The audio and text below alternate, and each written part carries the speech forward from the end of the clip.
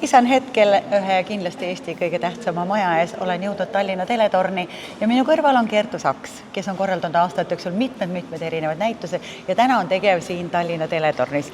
Tere, Kertu! Tere, Krista! Mul on rõõm sind näha ja eelkõige olen ma siin põnevusega, kuna oled taas kord loonud midagi täiesti erakordset. Me oleme siis jõudnud teletorni, kus tänasel hetkel kõigil, kellel on huvi, saavad osa ühest väga erilisest näitusest.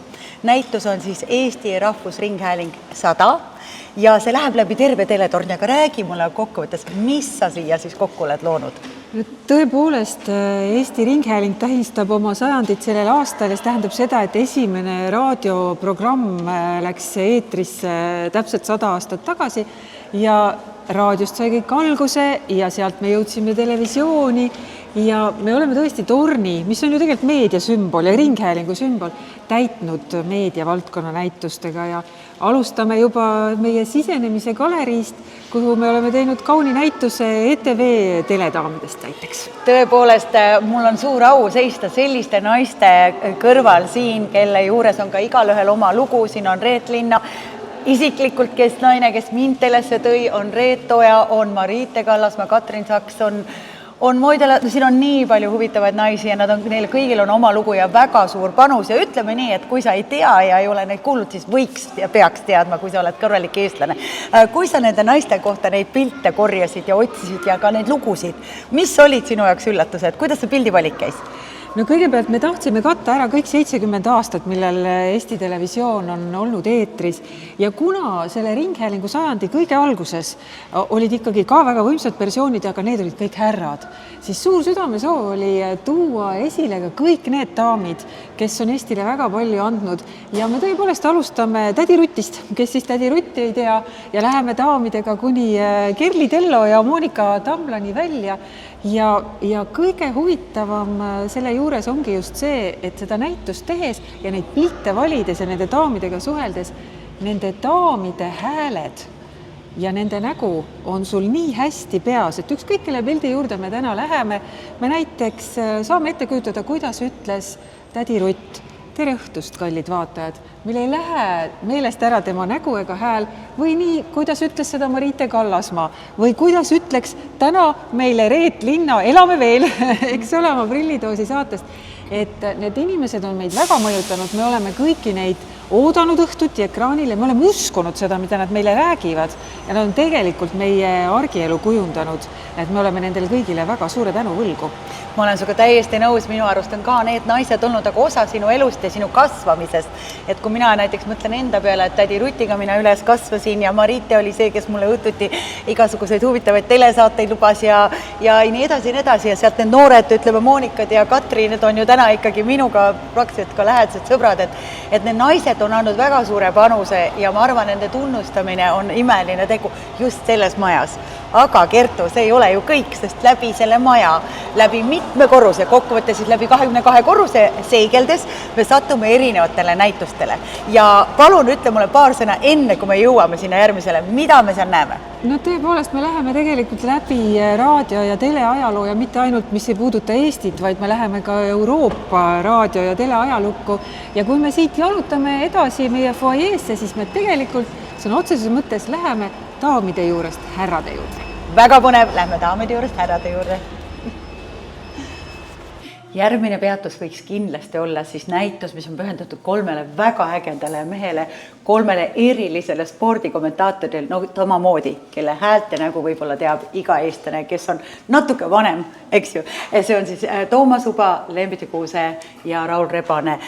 Kertu, kuidas see koostöö nende memorabiilia vastu käis, et kas sul tegid perekonnad koostööd või kuidas see käis?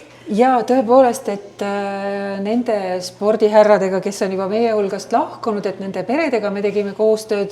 Meie hulgas on veel väga elujõuline Raul Rebane, kes oli ka abiks selle näituse koostamisel ja selle näituse juures on tore see, et see, mis seal on väljas, näiteks kaelakaardid erinevatelt suurvõistlustest, siis meened, maskotid, mütsid, nendel ei ole vaja panna üheski keeles pikka teksti juurde, et mis asi see on, sest ükskõik mis maalt külastaja tuleb teletorni ja pooled meie külastajatest on välismaalt, saavad kohe aru, mis see on ja neil tekib emotsioon täpselt sama, mis meil. Et kui ta ikkagi näeb siin Lake Placid 1980, siis ta saab sellest aru ja mõtleb, ahah, kes minu maalt siis võistlesid, millised need kaotuse ja võitude lood olid või eriti need maskotid siin. Ja sellepärast ongi selle näituse nimi, et need on kogutud hetked läbi esemete. Kõigile mõistatav. Ja sellepärast, et ma muidugi kahju on, sest kui see mees saaks veel ise juurde rääkida, mis ei tulnud sinna kaamerasse ja mis sinna kaamera taha ja mis päris elus tegelikult toimus, et nii palju kui on saadud, on just see infot kokku korjatud, aga näiteks võtame siin Lembitu Kuuse, ma tean ja ma näen ka siin seda lauset, see oli tal märkmetes kirjas. Ja, mis lugu selle taga on, ütle mulle? No see vitriin on eriti eriline, sellepärast, et siin on võimalik näha Lembitu Kuuse märkmeid, mida ta koostas võistlusteks, tema kommentaarid ja märkmed. Ja need on nüüd tõesti nii tehti, head noored inimesed, pean teile ütlema, et nii tehti 20 aastat tagasi, kirjutati kaustikusse. Siit seinalt me näeme tema diviisi.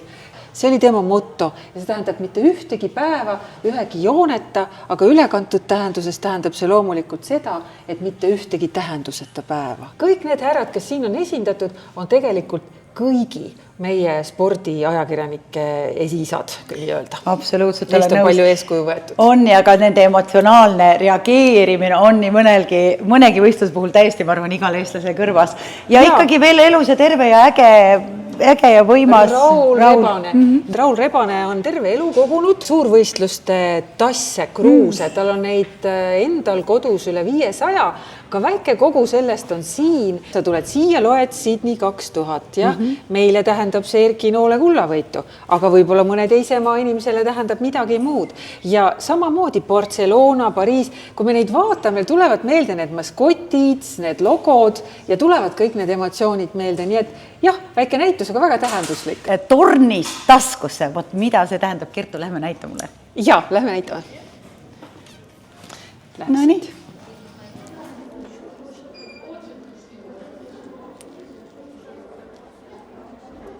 No tõesti nii on, et teletorni tipus mina olen ja uus näitus, millest kohe räägime, on siis tornist taskusse. Tegelikult see kobarnäituses on 10 näitust, nii et siin on palju, mida avastada, aga Kertu, no see telefon, ma arvan, et minu tütar ei ole ka seda näinud, aga see on täiesti nagu märgiline. Ma mäletan neid hetki, kus ma pidin isegi trollist maha tulema, sest emal pidi ütlema, et ma jään hiljaks. Ja sellised telefoni on terve Eesti täis, aga see näitus räägibki siis telefonidest.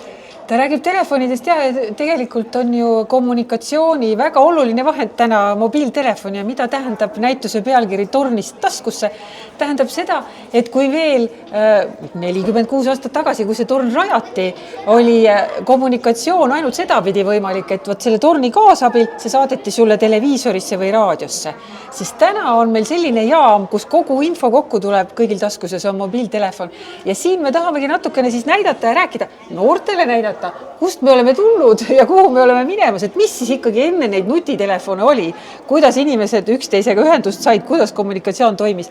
Ja tõepoolest siin meil see kopikatelefon on, teisel pool on kaarditelefon ka, kõik saavad meenutada ja kuulata seda heli, et tõesti, kui sa siit näpuga valid, et kuidas ta krõbinal niimoodi liigub.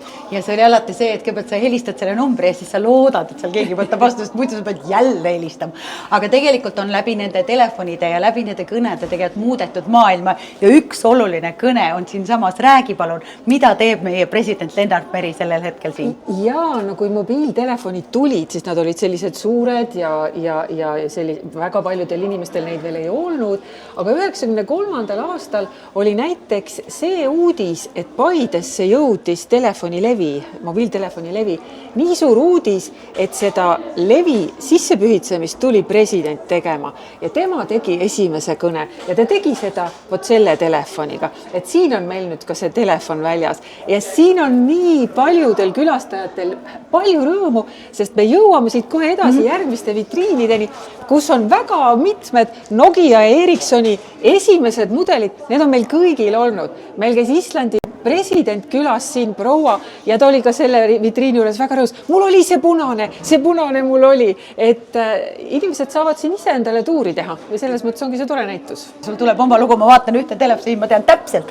et selle telefoniga mulle helistati öeldi, et vaata, su esimene palk on kohal ühes konkreetses töökohas, nii et see ajalugu, mis on siin nendel näitustel, tuleb ka tegelikult läbi inimese ja läbi nende lugude. Et mida veel siin majas soovitad siis selle 10 näituse juures, mida sa veel pakud täna? No kindlasti tulla peredega, sellepärast, et meil on ka üks väga põnev interaktiivne näitus samal lainel Teletorni füüsika, kus me teeme elavaks kõik selle, mismoodi raadio töötab, raadiolained. Sa saad seal tereminiga mängida, muusikat teha, proovida kommunikeerida, näiteks oma nime edastada morsega, siis me räägime sellest, kas välk teeb midagi Teletornile või ei tee ja kõiki muid veel põnevaid siis raadio ja Teletorniga seotud füüsikanähtusi kirjeldame siin ja meil on hulga väga kauneid 20. 30. aastate raadioaparaate väljas, nii Eesti oma toodangud kui üle Euroopa toodangud, kõik me mäletame raadioleiutajat Marconit ja tema loodud Marconi raadioid, ka need on siin väljas, nii et kõik torni selle ajalooga tutvuma ja vanavanemad ja vanemad oma lastele rääkima, just nagu sina täna tegid, kust me tuleme ja kuidas kõik on olnud. Ja igatahes tundub, et siin majas läheb aega, nii et võtke endale aega. Me jõuame igal pool mujal olla. Aga võtke korra sukelduga ajalukku, sellepärast, et see on see, mis on olnud. Aga Kertu, mis see tulevik toob? Mis on põnevat veel tulemas siin sügisel, talvel?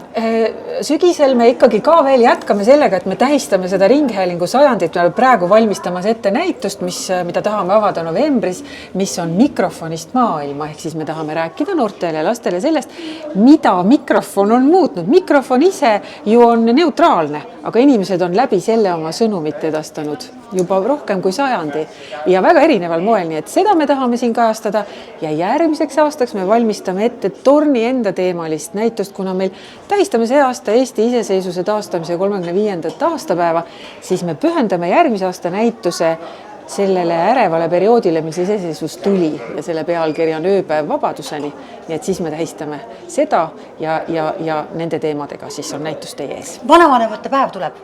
Tulge, võtke oma vanavanemad kaasa ja tulge vanavanemate päeval ja oi, võtke emad ka kaasa, oi, sealt tuleb lugusid. Nii et aitäh sulle ja tulge kõik Teletorni.